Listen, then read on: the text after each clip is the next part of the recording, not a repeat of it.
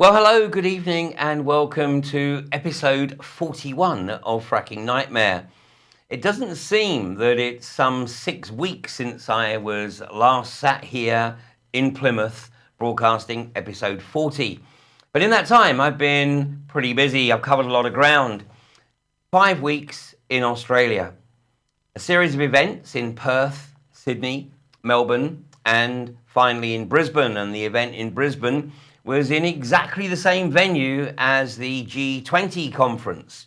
But we were there a few days after the politicians and their hangers-on had departed Australia's shores. But you could still feel the sleaze and the corruption oozing out of the walls all around the building. So I guess that we were there to perhaps rectify some of the negative energy that had been hanging around there over the previous week. Well, during my time in Australia, I took the opportunity to spend some days up at the developing gasfields of New South Wales, where AGL are drilling some exploratory wells into the coal seams to extract what the Australians call coal seam gas, what we in the UK call coal bed methane, but it's one and the same. So this is AGL in Hunters Valley, a beautiful part of the northern New South Wales, but an area that is about to be decimated, not just with the drilling for coal seam gas, but also with open cast mining. I must confess that I was made incredibly welcome by the people, the residents of Gloucester, but a rather frosty welcome perhaps from people who I might have expected to be natural allies, but maybe more of that another time.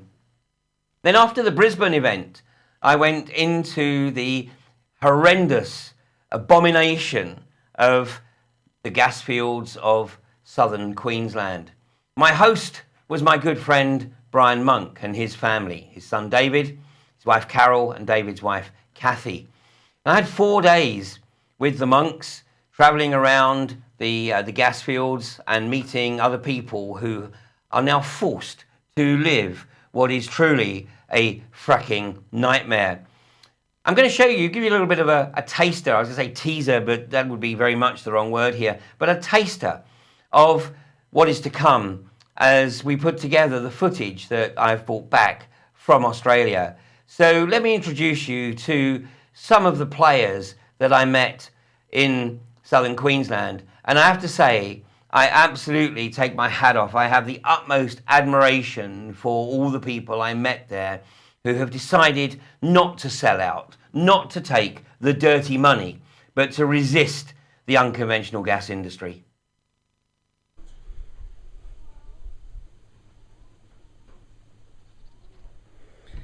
Well, Brian, thanks very much for hosting me for the last few days here. Thanks for you and David and Carol and Kathy and all the kids giving me the time, showing me around. I mean, it could be argued that in many respects, you have an absolutely idyllic life here. Well, we certainly did have. It's now got the problem of gas, but yeah, we had what we believed to be an idyllic life here. And it's still, the reason we're still here is obviously we're fighting to keep this and we're fighting not to leave. So yeah, it was pretty ideal. Yeah, well, for the early days, we just thought, we heard a bit of hoo-ha about the industry coming, the odd sign appeared, but we just thought, we've got a bad mortgage that eventually they'll come here, hopefully, and we'll get a couple of wells, we weren't against the industry. It was one of those things, you sort of thought, okay, we might do all right out of this industry. And within, I don't know, probably 6 months of them sneaking out of the scrub over the back, we started getting coated with all sorts of crap. And yeah, you just knew that you had to go the other way, but when you start making complaints to the industry and they sort of come around and have a look and say, oh, there's nothing to see here, you start to wonder. And then other people in town just said, well, John, you're complaining for no reason type thing. And then, like I say, it took a little while before we could no longer drink the water. And we knew, that we were in trouble then. The way they get most people to sign up is by coming at you with a checkbook, and everyone needs money. John and I need money just as much as anybody else. I've been poor most of my married life. I'd rather be poor than take their dirty money. I was brought up in a good Catholic family, very wealthy family. But I'd rather be poor than take QGC's money, CSG money. What's happening in this country, especially with this stuff here now? Not only this, but, you know, mining and everything, you know, what's going on. You know, we're leaving nothing for children, you know, and this, you know, like I said, mate, you know, before all this happened, you know, like I grew up thinking that, you know, the great Aussie way was looking after each other, mate, you know. And as I got older, mate, it's full of shit, you know what I mean? Like, you know, I grew up knowing that the farmers fed us, mate, you know, and that's whether it was beef or whether it was vegetables or whatever it was. But now, you know, this whole stuff about this, it's just lining people's pockets. Guys, yesterday, as we all know, this is just a pilot project, and so it's not a production thing, but they're talking 110 wells, up to 20, 30 wells if it goes ahead in a few years' time. I don't want to be here then, because it probably will be something like you had at Bentley. Yeah, really. Well, I'm imagining that the protests would be a lot bigger if it gets to that stage. You better hope so. Well, I just don't want to be involved, you know, in this capacity. You know what I mean? Like if that happens, I don't want to be here for it because I don't enjoy. Damage being done now by coal seam gas is starting to become quite obvious now. You know, we've got water bores that are basically being blown out of the ground. We've got rivers now that are bubbling, and we've got this massive amount of contamination that. You know, contaminated material that has to be disposed of on the ground and into the river systems and so forth. So, you know, we're starting to show now the rest of the world what's going on. Vegetable garden for 4 years. The first 4 years we come here, we basically never bought any produce out of town. All the fresh fruit and you know, the fruit trees that died, all the veg come out of the garden. You know, like we used to have a beautiful lawn around the front there with roses on it. And over, I think about 3 nights of rain, it was dead. Gone. Joe spent, I don't know, hundreds of hours building a garden here. When we come here, it basically looked like out the front there, like the road. And like she said, why would you go outside? Why would you do this anymore? You know, you just curl up in your house, I suppose, and forget about it. If the population at large starts to learn from our experience, right? So that the government says it's all going to be great and it's regulated. Well, we've been for a drive. You've been around the traps with us now, the gas field, and you can see there is no regulation. I mean, that's just words. That's spin, rubbish. And now that the evidence is becoming so obvious. I mean, a water bore that blows out water 6 feet into the air for 24 hours or more straight has been pressurised by contamination into the aquifer. Now, that same aquifer, I believe, was contaminated and damaged, and that started the gas bubbling into the Condamine River. I think these are all linked, and as they remove the water out of the coal seams, it is now just releasing the gas, and the gas is coming out of the ground here. The Southern Cross University from New South Wales, they drove a piece of sensitive equipment around, and they discovered that the gas is coming out of the ground. It's worse near their facilities, but it's actually coming out of the ground. So we are literally becoming poisoned by the gas through the ground on our own property. I actually can't think of a more important decision that people need to reflect upon, and that is whether or not to permit an industry which has a proven track record of contamination of the water, of the soil, and of the air. It should be a no-brainer. It should be. We should be doing other things. But it seems, for the time being at least, This has to be our focus. We will defeat this industry. Of that, I'm in no doubt. The only issue is how much damage, how much contamination we permit before we shut it down. I just hope to God that people aren't watching this in some archive in 100 years' time thinking there were people who knew. There were people who understood what this industry would do to the planet and the misery that it would create for future generations.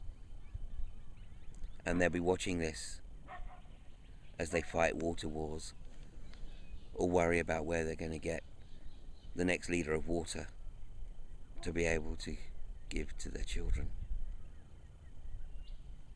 If you think that's alarmist, buy a plane ticket and come out to southern Queensland, or go out to Pennsylvania, or to any of the shale plays in the US, and go talk to those people who haven't taken the money from the gas industry, and you will hear the same story everywhere. It started with just one well.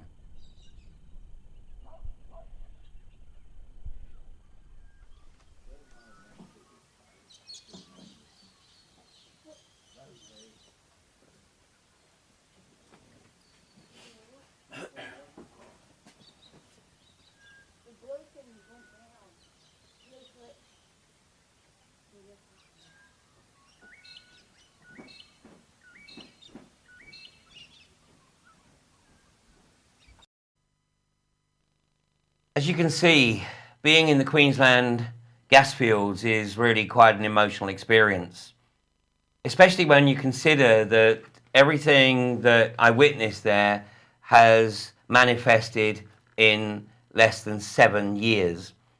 It is not beyond the realms of possibility, or if the British government gets its way, probability, that much of the UK will be in a very similar condition by 2021.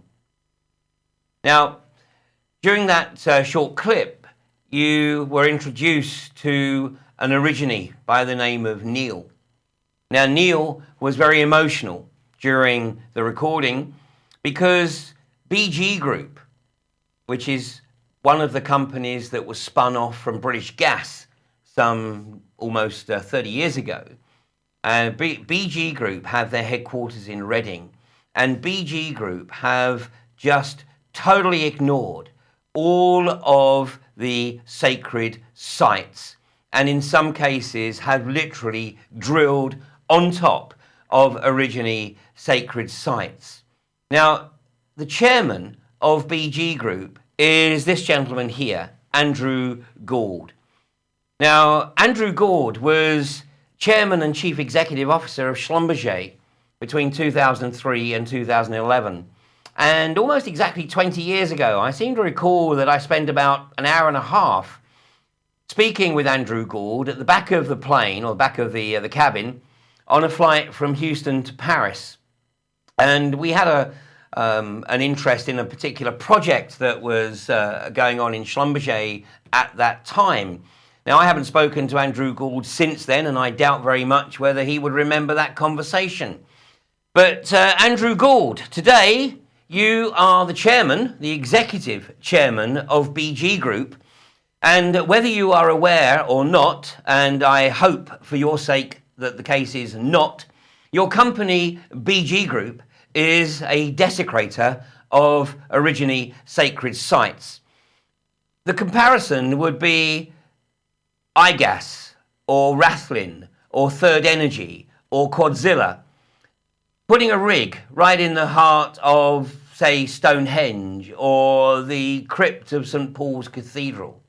Do you think there would be a bit of an outcry in this country? Well, there's no outcry in Australia, because it's not being reported. In fact, it is staggering how little people know around the coast of what is going on in the hinterland. So if anybody watching this knows Andrew Gould or anybody else in BG Group, or even if you don't, maybe you could drop Andrew Gould a line and let him know that BG Group are transgressing on the sacred sites of the Aborigine people of Australia. Now, this footage that I've brought back, in my opinion, is very powerful, but there again, one might say I'm biased. And what you've just witnessed is just a taster. Now, Marco Jackson, the brilliant young producer of The Truth Behind the Dash for Gas, has agreed to help me produce a video, a documentary of my visit to Australia. We have two possible working titles. One is Voices from the Gasfields. The other one is It Started with Just One Well. And we'll see how it unfolds. But needless to say, a lot of this can only be achieved with support from your good selves. And I'm very appreciative of those people who supported me in that trip to Australia. But if you feel that you can contribute, or you wish to contribute in any way to the production of this documentary, and we really want to try and get it out by mid-January so that we can get this around the country, particularly in the run-up to the forthcoming general election in May of next year, because it is absolutely crucial that the people of the UK understand what their government is planning to unleash upon them in this country. So if you can contribute, please go to www.frackingnightmare.com and you'll see the donate button on the left-hand side of the page.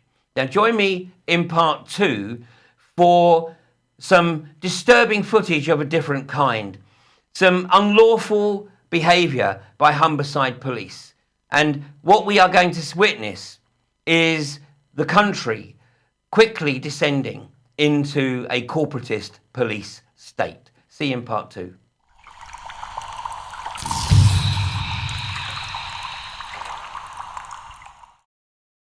So where are the gas wells? Number 1, Tara Township. Here's the town of Tara. Let's zoom out and find the common radius measurement. So we're looking at about 18 kilometres, so that'd put 6 gas wells within 18 kilometres. So number 2, Chinchilla Township. So here's the township of Chinchilla. We zoom out, we get our 18 kilometres again, which gives us about 10 gas wells within the 18 kilometre radius. Now number 3, Dalby Township. Okay, so the Dalby Township, let's zoom out, get to our measurement tool, and for Dalby we end up with 1 gas well within a 19 kilometre radius. Number 4, the unlucky ones in the Gasfields. This is QGC BG Group's Kenya Gasfields processing plant on the edge of several residential estates and farms. The evaporation ponds alone cover almost 5.5 kilometres. So let's put it in perspective. Let's zoom out from the town of Chinchilla and make a comparison. The entire width from town end to end is 3.21 kilometres. The length is about 3.29 kilometres. The evaporation ponds would cover Chinchilla 1.5 times. Let's zoom out from one of QGC's gas fields. Yes, the dots are gas wells. Yes, the industry isn't even exporting yet. Go to our measurement tool and we have around a 22 kilometre radius. Now I'll give you an example of just how safe human beings will be throughout Australia with the unconventional gas industry. QGC's Catewell cluster is in the heart of a residential estate. So Toowoomba, unconventional gas has its eyes seriously fixed on you and your surrounds. So no gas wells within a 32 kilometre radius, but if we go for a flight out to your west, you'll see the multinational giants aren't too far away. We pass Mount Irving, Mount Moriah, West Prairie, Cecil Plains, Grassdale, Cumberilla. Are you enjoying the flight? Bilby, Kogan, Williambilla. I can't see why people are whinging. This should be in everyone's backyard, shouldn't it? Here's QGC's tenements, Origin Energy's tenements. Oh, hang on, they're actually multinational corporations. Do you want this where you live? And ending with miles. And how about a flyover from Cecil Plains to central Queensland? This is beautiful farming country. Unfortunately, Those that are fixated on containment of the unconventional gas global giants are delusional. Prime agricultural land represents easier, more accessible drilling. It is not protected. As the government has indicated, it does not have the right to take a landholder's right to negotiate with a gas company away from them, even if they are on prime agricultural land. Zooming out and moving further north now, you can see we've really been asleep at the wheel. Zooming in, the blurred clusters turn into definable spots, each one potentially causing irreversible damage to the country. I just cannot stress enough that a majority of the unconventional gas wells are not yet in production. The true effects will become undeniable upon export. What's the scale of damage over Queensland so far? The gas industry is only in first gear in one state, covering over 1,000 kilometres long, over 300 kilometres wide. Some very credible projections put total potential unconventional gas well numbers in excess of 200,000 for Queensland alone. It is not the intent of this video to encourage a defeatist thought process. On the contrary, unconventional gas has been heavily wounded in the eyes of the public. Our window of opportunity still exists. Think national, not in my backyard. Stop the first export train, the Surat Basin to Gladstone's Curtis Island, and stop the unconventional gas industry in this country.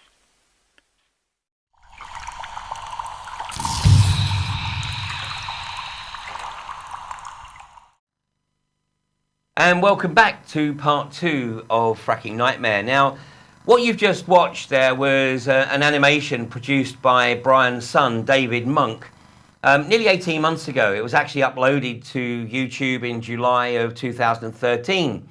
Since that time, over 1,500 additional wells have been drilled in southern Queensland. It's staggering, the speed at which this industry is destroying the bush around this part of the world. And next week, we'll be taking a look at the Queensland government's own display of the gas fields of southern Queensland. And you will be able to see instantaneously where landowners have refused to allow the gas companies onto their site because those blocks without gas wells stand out like the proverbial sore thumb. So, as Brian made the observation during our discussions, hopefully the people of Australia, elsewhere in Australia, will look at what's occurring in Queensland, as will the people in the UK. One of the things, though, that does rather shock me is if you go to Brian Monk's YouTube page. Brian and his son David have been putting videos up for 2.5, nearly 3 years now. Yet most of those videos barely have 1,000 views. Yet you would think that, Brian being absolutely right there on the front line, that these videos would be being shared left, right and centre, particularly by activists in Australia. Now, we know that YouTube does tend to doctor the numbers a little bit, but somehow, for whatever reason, those videos just aren't being shared. So if you're watching this from Australia and you have a Facebook page or you have any way in which you can promote awareness of Brian Monk's videos, then I would encourage you to do so. Now, here in the UK, we have a number of sites that are being primed, but we do have one that is right on the front line right now. And that is up in the northwest of England. And I'm just going to bring up the slide here because it's time for another iGasm. Because the iGas stock continues to absolutely tank. Take a look at this. It actually did drop under 50 pence, that is. I think that was about the week that I went off to Australia, and it clawed its way back. It did get up to 65. I think a lot of people buying as it fell below 50, but it's back down to 52.76 pence. That's 52 pence, not 52 pounds, 52 pence. So it's actually less than 1/3 of where it was in January. So it would seem that the small investors are getting the message. Get out of this industry while you've still got a chance. And of course, I should also acknowledge my good friends. Well, at the moment, you know, the old philosophy that your enemy is your friend. And right now, OPEC are doing an absolutely amazing job of dragging down the oil price, because once the oil price basically gets to about $65, and it's about 69, I think, at the moment, but once it gets to 65, then this industry is a dead duck. And you know, the only reason that the socio-psychopaths behind this industry will keep trying to get their bits in the ground is in the belief that holding the price at 65 or so is just a blip and it will climb back. But how much of a black hole are you going to dig between now and then? So iGas, they have their site currently at Ellesmere Port, and we've had a couple of lock-ons there. So you know, the people, this is a very real lock-on. I mean, unfortunately, some of the lock-ons that are going on elsewhere in the world are training days only. But here in the UK, when there's a lock-on, there's a lock-on. And this was preventing the trucks going into the iGas site. Now, if you want to show your solidarity for the people of Ellesmere Port, then be there this Sunday. I will be there with the camera. And if you'd like to say a few words to camera, and we'll get the word out next Monday. Next Monday's edition of Fracking Nightmare will be the last one for 2014. But there are people coming from all over the country to Ellesmere Port next Sunday. It's just off the motorway, very easy to get to. So join us there at 12 o'clock, and the party will go on till 5 o'clock in the afternoon, and hopefully the weather will be kind to us. So now, meanwhile, across the other side of the country, Crawberry Hill, Rathlin Energy, the company of David Montagu-Smith. You'll remember him. He's the also the chairman of the Northamptonshire branch of the Campaign for the Protection of Rural England. And in his capacity as chairman of the Campaign for the Protection of Rural England, he's been actively lobbying to get the subsidies removed for renewables, whilst, of course, taking anything that he can get to help get the shale gas industry established in the northeast of England. So Rathlin Energy are up behind the 8 ball at the moment because their West Newton site proved to be an absolute disaster, as has been revealed in the past week. They had fire in the hole. They did inform the Health and Safety Executive and also the Environment Agency, who weren't going to share the information, but because they're subject to the Freedom of Information Act, the events were eventually released into the public domain. But the West Newton site is now abandoned, and Rathlin Energy are going to be seeking planning permission to develop a second site. Needless to say, I think the people of East Yorkshire may have something to say about that. 10 miles away from West Newton, though, at Crawberry Hill, Rathlin still have not managed to bring their rig onto the site there. Of course, they have planning permission, which has been extended for 12 months.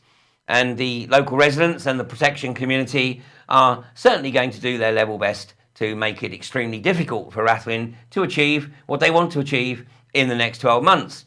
And sadly, what we are seeing is increasing evidence of the police behaving in the role of corporate enforcement officers and not police or peace officers. So I want to welcome my guest tonight, Pete Lomas. Pete, how are you doing there? All right, yourself? I'm not too bad at all, thanks. Thanks for joining us this evening. Now, Pete, you and I have known each other since, certainly the beginning of the year, when we first had a conversation about what was likely to unfold in East Yorkshire. And then I met you, I think, in person at a meeting in Hull, where we were discussing setting up the camp at Crawberry Hill. And you have been absolutely central in terms of liaising between the camp and the local community and raising awareness right across East Yorkshire, because you are East Yorkshire born and bred, correct? I am, yeah. Well, I was born in Scotland, but I was brought down here when I was a little baby. So, as far as I'm concerned, this is my hometown. And I've spent my life around the West Newton area as well, brought up around there. So I'm very familiar with the area. So, yeah, and it sort of breaks my heart to see what's going on at the moment as well. So, you know, we've just got to be active and keep active and keep on at them. So that's what we're trying to do. Well, you've been very central, although, of course, the British government and the police can only comprehend a hierarchical sort of organisation structure. They seem to have some difficulty getting their head around the fact that the anti-fracking community in this country is completely leaderless and has no structure. It's completely flat. So I think there's something like about 370 groups around the country who all operate completely autonomously. So the police seem to have, though, tagged you as being a ringleader, because it would certainly seem that they've been targeting you. I mean, that's just my observation from the outside looking in. Is that the way it feels to you? Certainly does. And obviously, you know, I've been arrested a couple of times, and they're just so loyal to themselves, and they want people away from the camps. Like you say, there's no leaders. We're an autonomous movement, you know, and we, you know, I think because I've been so active online and pushing the right buttons, I guess, I think maybe that's why I've been singled out a bit. There's not only me, there are other people as well, but, you know, personally, yeah, I feel as though I've been targeted. Well, you know, it's an absolute credit to you that, you know, you are labelled, probably, like me, as a non-violent domestic extremist. And, of course, the police are trying to remove two words from that description by deliberately intimidating people and trying to get a rise out of them so that, you know, they have due cause to perpetrate a vicious arrest. And we saw much of that, particularly, of course, at Barton Moss. Now, I think the first time you were arrested was October the 2nd. Is that right? Is that the day that we're going to see in a second? That was the first arrest that you had. Is that correct, Pete? Pete, the line has frozen, and it is dropped. Well, I guess that GCHQ are probably checking this out, and they had a call from Humberside Police. Quick!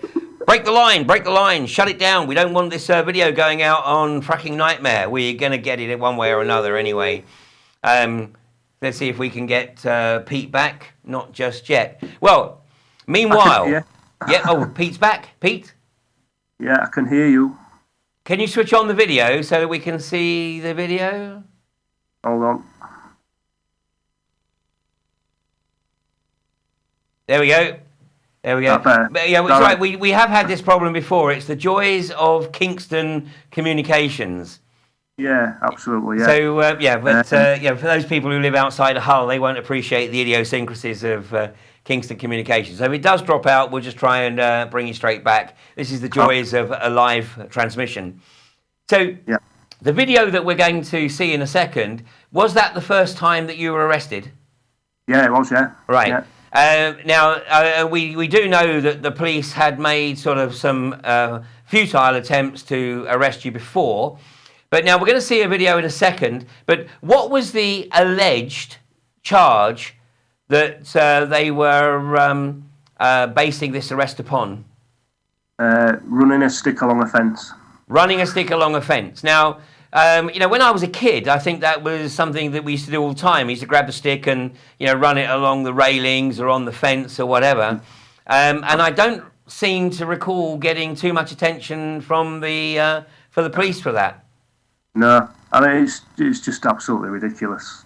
They tried to get me on criminal damage. There was no criminal damage.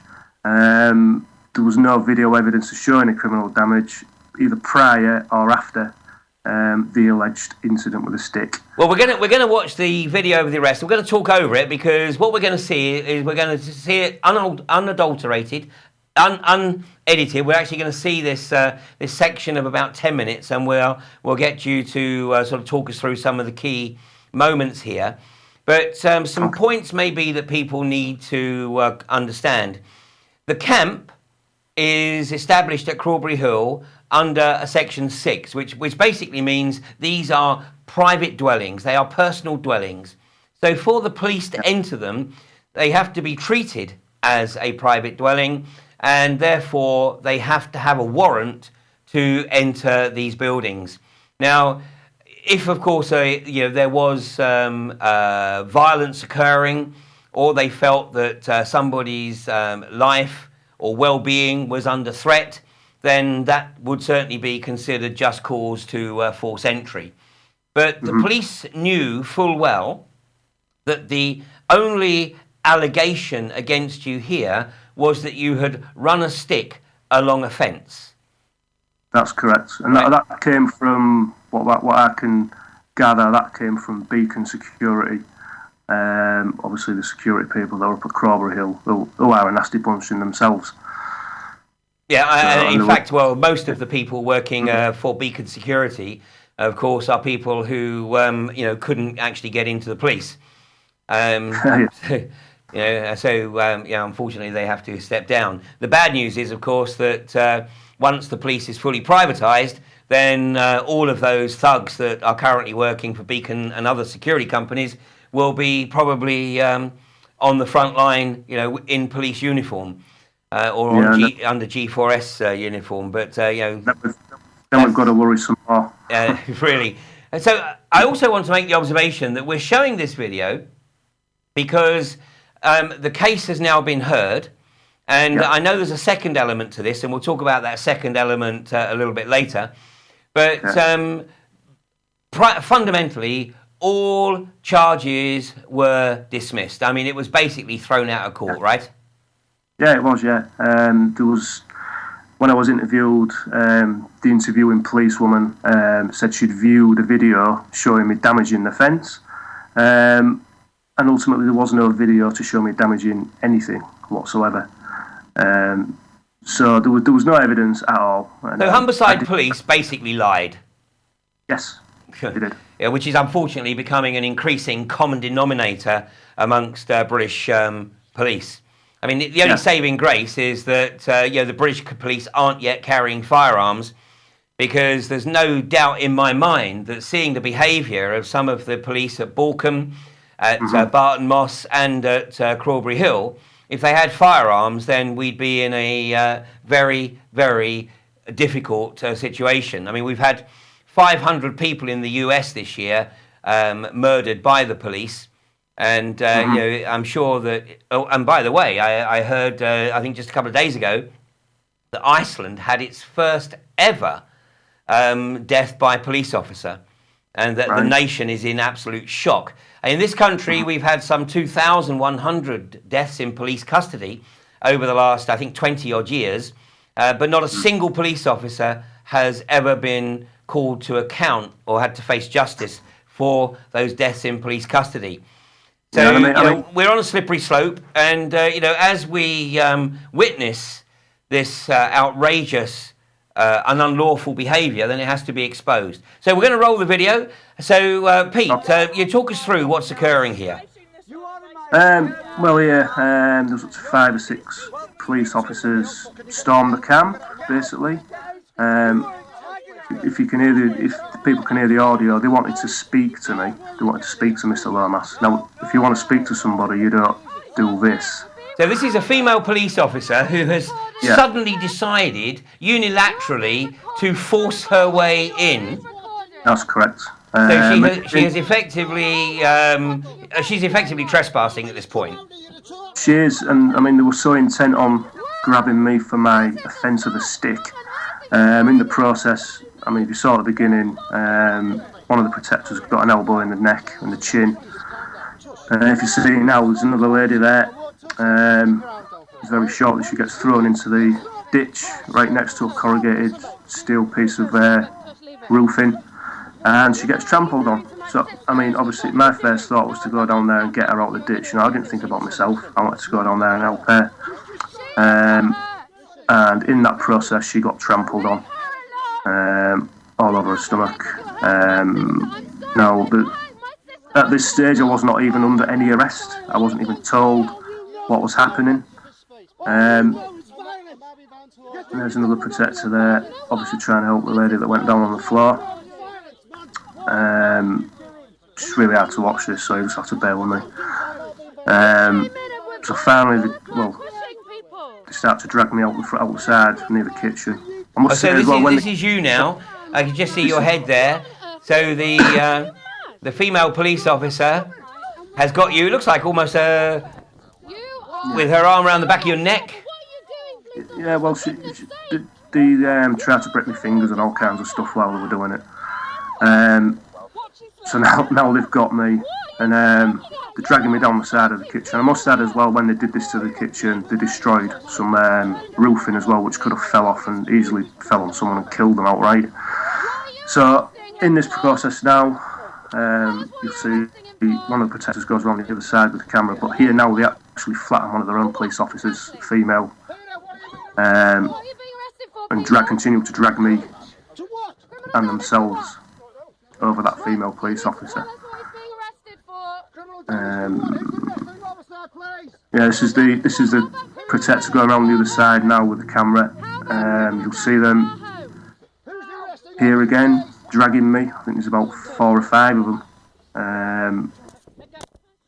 And one of the protectors had hold of me, so he didn't want them to get hold of me. But I asked him to let me go, because I didn't want to see him get hurt. So yeah, this is for dragging a stick along a fence on the hearsay of a security guard. So they're taking me down here now, and I suffer from anxiety and panic attacks as well. I think even up to now as well, I didn't even know what was happening or what I was being arrested for. So they had simply said that they wanted to speak to you. Yeah. And I mean, basically, you'd run a stick along a fence, but never in your wildest dreams anticipated that something like that would result in this kind of treatment. No. But I mean, like I said, I'm in here. Obviously, they've got me in some kind of arm lock as well, but they caused damage to my neck as well, and damage to some other people. We have seek legal advice on this, so we're not going to let this kind of behaviour lie. I mean, if showing this can help this not happen to anybody else, then that's the main object of showing this video for me. Well, and we appreciate you letting us show this video, Pete, because you're absolutely right. I mean, people need to see that this is how peaceful protesters, if you wish to use the police terminology, peaceful protectors, if you wish to use our terminology, but this is how the police are being instructed to treat people.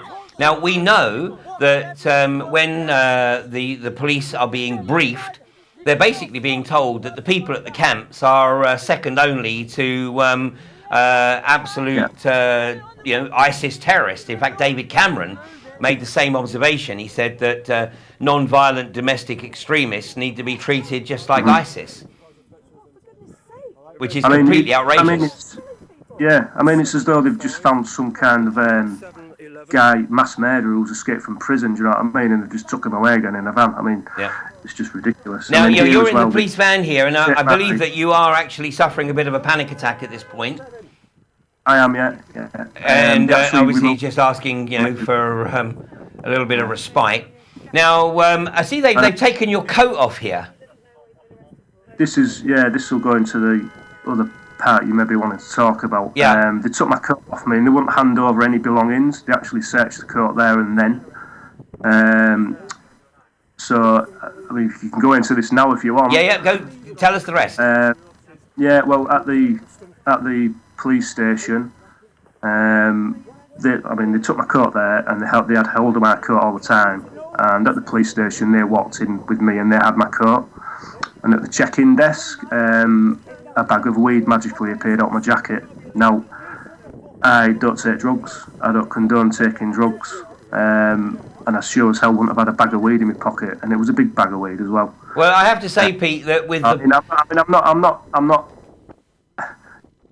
make out what you want, but that bag of weed wasn't in my pocket. No, Pete, listen, I mean, in all the time I've known you, I mean, we've got to know each other pretty well over that time, and with the possible exception of myself, I actually can't think of anyone less likely to have a bag of weed in their pocket. That's right. It's just not me at all, and anybody that knows me will know that. So, I mean, there is no other way really to view this than this was a deliberate attempt to effectively fit you up with the charge of possession of a controlled substance. Well, they tried that, and it failed. That got thrown out of court as well. Exactly. Exactly. And I have to make the observation that it is primarily, thank goodness for the British judiciary, that we still have the remnants of justice in this country, because it is becoming increasingly evident that the police are simply performing whatever instruction they are given to act as the corporate enforcement officers. And I mean, 2 years ago, let me make the observation, 2 years ago, I had absolutely no reason to call the credibility of the British police into question.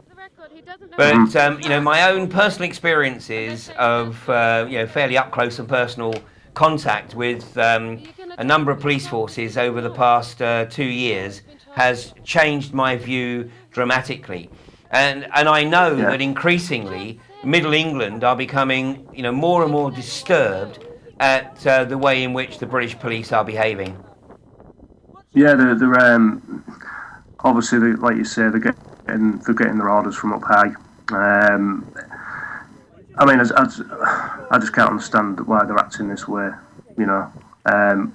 Whether obviously they're getting told to do something and do it, they will. They're just following orders. But then again, that's what happened in Nazi Germany.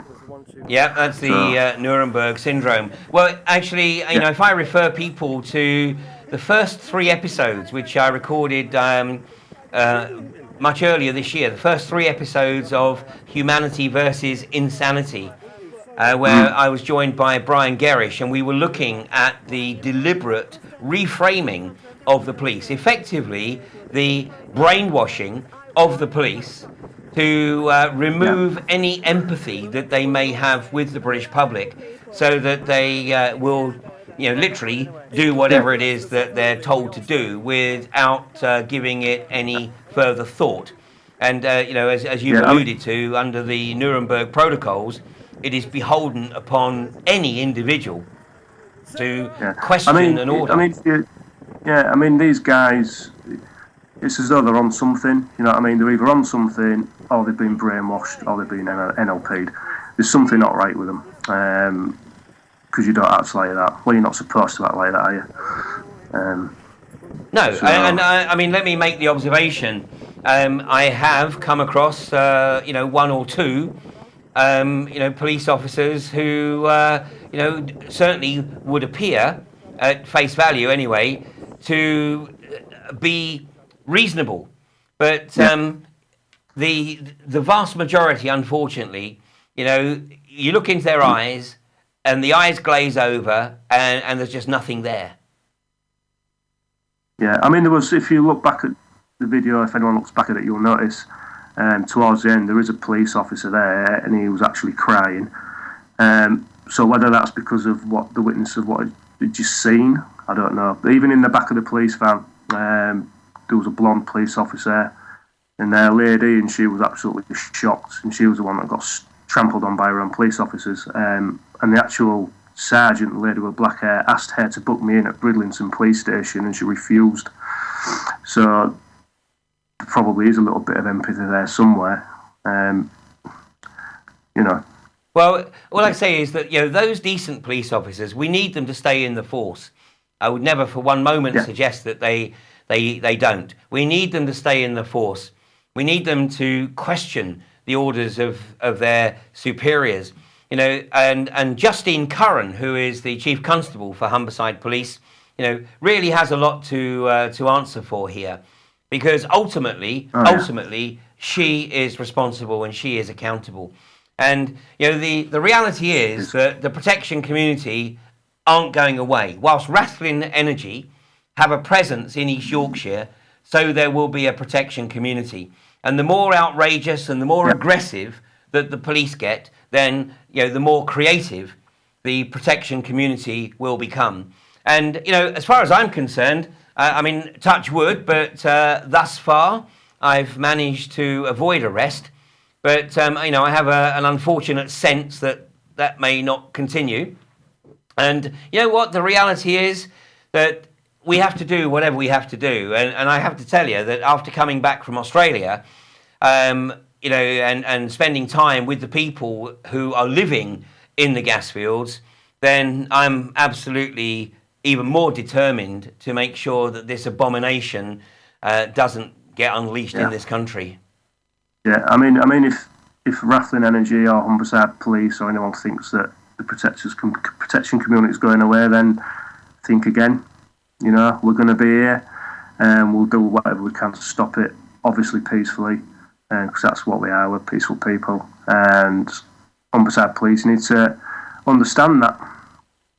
Well, not only will we not be intimidated, but we will use this to show what it is that we're up against. And I know that this video will shock a lot of people who are watching this. Now, my other program, Humanity versus Insanity, which unfortunately didn't go out tonight because the jet lag swept over me and I couldn't muster the energy.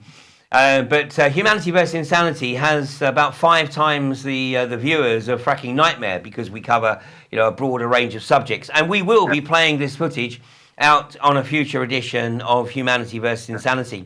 Now, the full footage is also up on my YouTube channel, and I would encourage anybody who is so motivated, please copy it, paste it on your own YouTube channels, spread it out. Let's make it very clear to people that the anti-fracking protection community will not be intimidated.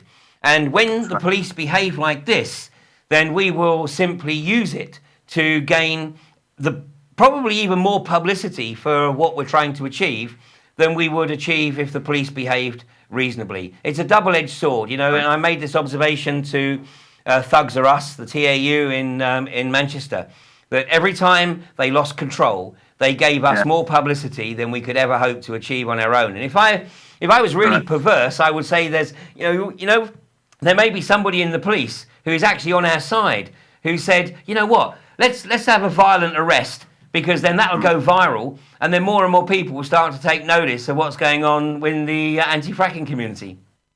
Who knows? Do you know what I mean? Who knows? I mean, there's lots of stuff going on. I mean, it's not only the arrest. There are other things going on, but I guess we can talk about that another time if you want. Absolutely. But I mean, my wish is hopefully that if this video can be spread as much as far as you can, that it will hopefully stop or try to stop any more violence by the police, and that's why I wanted it putting out. So thanks for doing that. Hey, well, thank you for coming on, Pete. Now, I also know that subsequently you were arrested yet again, and it was another completely fallacious and erroneous arrest. I mean, it was a total construct. I mean, even the police at the time weren't sure whether or not the arrest was going to take place. Is that correct? That's right. There was a lock on the other day. I think people might have seen what happened at Crawberry. And about 5 hours later, I was getting ready to empty my tent. And I was stood at the side of the road. They walked down and they said, "We might have to arrest you." I was like, "You might have to arrest me? What for?" Conspiracy to cause criminal damage. And it was just something that they must have plucked out of the air, do you know what I mean?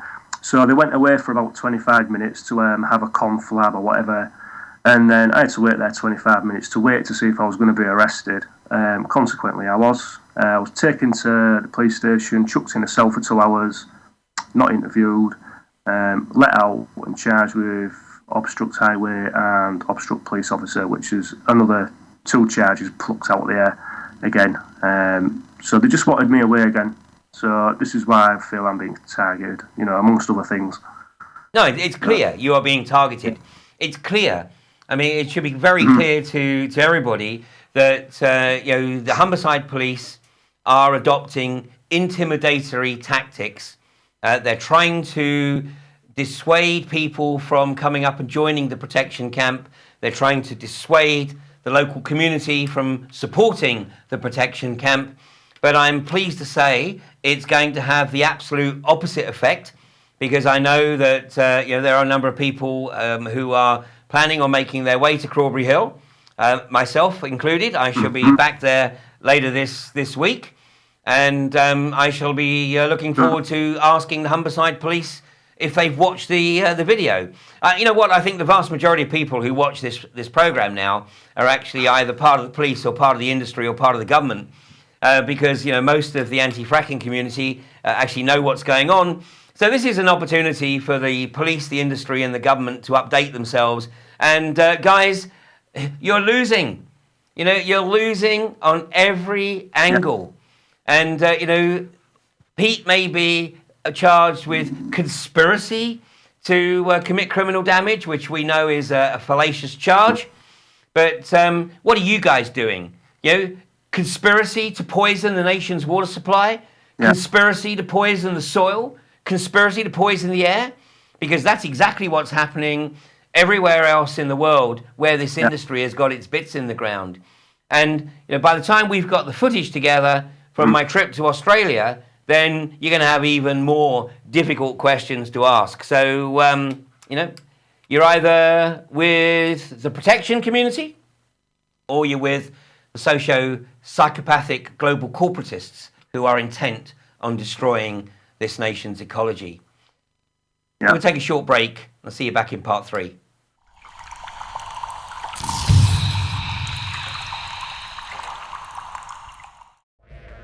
% of the English countryside is under threat from fracking, a process which has transformed the landscape in many parts of the United States and Australia, and contaminated the drinking water and air with highly toxic chemicals and gases.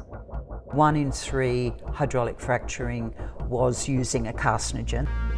So it really is a chemical cocktail that goes into the earth, of which up to 40% remains there.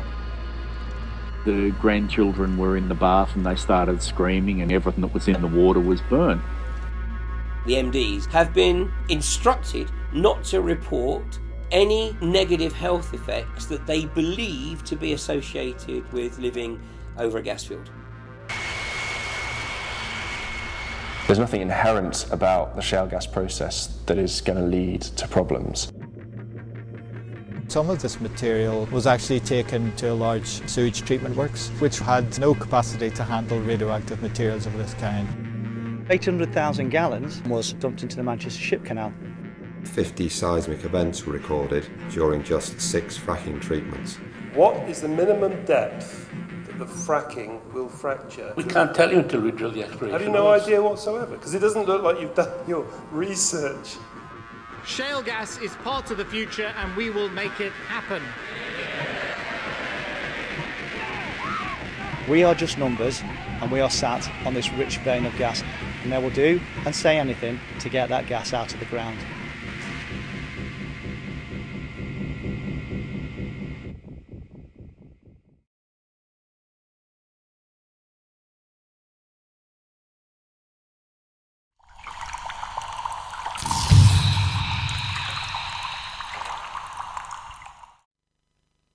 Well, welcome back to part 3 of episode 41 of Fracking Nightmare. It's going to be a very short part 3 because we're rapidly coming to the end of the show. But just before I went to Australia, I did a 10-date speaking tour in North Yorkshire. The speaking tour was called Is Fracking Safe? Well, we know that Third Energy sent along their spies to gauge the public reaction. And I think that they've decided that they'd better actually start getting their bits in the ground sooner rather than later, because those talks were attended by nearly 2% of the adult population of the Ryedale area. So now Third Energy, which is 97% owned by Barclays Bank, so if you're a Barclays customer, you might want to let them know what you think of that. But Third Energy have announced that they are going to run, or they plan to run, a mini frack in Kirby Misperton. So Kirby Misperton, we've got here, this is a poster that has been put up by the local group, Frack Free Rydale. And they are very, very much under threat right now, because the location that is being targeted is Kirby Misperton, which is where Third Energy drilled the deep well there. So the well is already on the pad. But this is very close to Flamingo Land. So, Flamingo Land is one of the major tourist attractions in this part of the world. And the well site is probably no more than, certainly less than half a mile away from Flamingo Land. So if you are a regular patron of Flamingo Land, then maybe you want to write to Flamingo Land, because I certainly wouldn't be taking my kids to any location that is that close to a fracked well. And if you want to see the experience of people who have been living close to a well that has just been subjected to the same treatment that Third Energy want to use at Kirby Misperton, then just drive 45 miles south down to West Newton, where Rathlin Cowboys managed to lose the well there, even actually getting fire in the hole. But the well is now having to be abandoned, and the Cowboys are now looking to drill another well and expose another set of East Yorkshire residents to the noise and smell pollution that they subjected the residents of New Ellaby and West Newton to a few weeks ago. So if you live in North Yorkshire, then take a trip down to East Yorkshire, hook up with the people at Crawberry Hill and West Newton, because no doubt there will be protectors coming up to North Yorkshire to help the residents fight against Third Energy's presence there. And of course, we hope to see as many of you as possible at Ellesmere Port this coming Sunday. Next week, there'll be a bit more of an update of my experiences in Australia, and a review of how in the UK we have managed to almost achieve a frack-free 2014. I say almost, because Rathlin almost fracked West Newton. 2015's going to be a lot more difficult, but not impossible. Between us, we can do it. Thanks for joining us. Thank you, Pete Lomas. Thanks for joining me this evening. Thanks for sharing your experiences. And I'll see you later in the week, my friend. And see you guys all next week for episode 42 next Monday.